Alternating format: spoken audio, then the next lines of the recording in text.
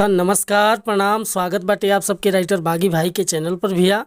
आज उपस्थित बानी रुआ सबके बीच में लेके नवरात्रि स्पेशल देवी गीत। बहुत बढ़िया गीत के रचना किले बानी और दिल से बताओ तनी भैया कि नया म्यूजिक बनवा के आप बढ़िया प्यार से रुआ गा देतनी तो गाना 100% बज जाए भैया।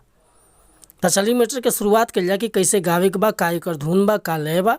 लेकिन स्टार्ट करे से पहले भैया एगो बात बतावल चाहब कि रुआ अगर नया सिंगर बानी या सिंगिंग में इंटरेस्ट बा, अच्छा मीटर के तलाश में बानी, अच्छा मीटर हुआ के नइखे मिलत, अगर हमरा चैनल पर आ गइल बानी भैया तो निराश भइला के जरूरत नइखे।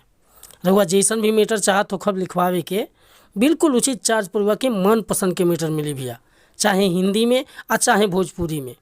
जैसे लोकगीत, चाहे ऑर्केस्ट्रा सॉन्ग, सैड सॉन्ग, देवी गीत, भोला भजन, श्याम भजन, आता है पूर्वी निर्गुण, खेमटा डपरा, कुछ और हुआ लिखवावे के बा बेहिचक कॉल कर सकीला। डिस्क्रिप्शन में हमारा नंबर बाटे।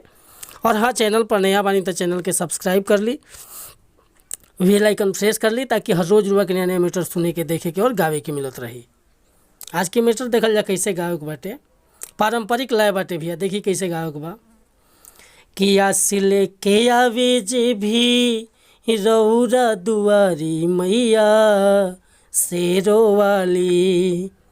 अरे आस लेके आवे जे भी रौरा दुआरी मैया शेरो वाली। दे के आशीष देनी भगिया समारी मैया शेरो वाली। आस लेके आवे जे भी रौरा दुआरी मैया शेरो वाली। दे के आशीष देनी भगिया संवारी मैया शेरो वाली।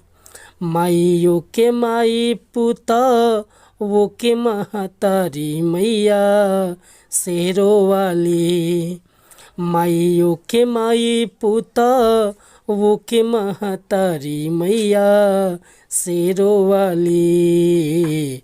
दे के आशीष देनी भगिया संवारी मैया शेरो वाली। दे के आशीष देनी भगिया संवारी मैया शेरो वाली।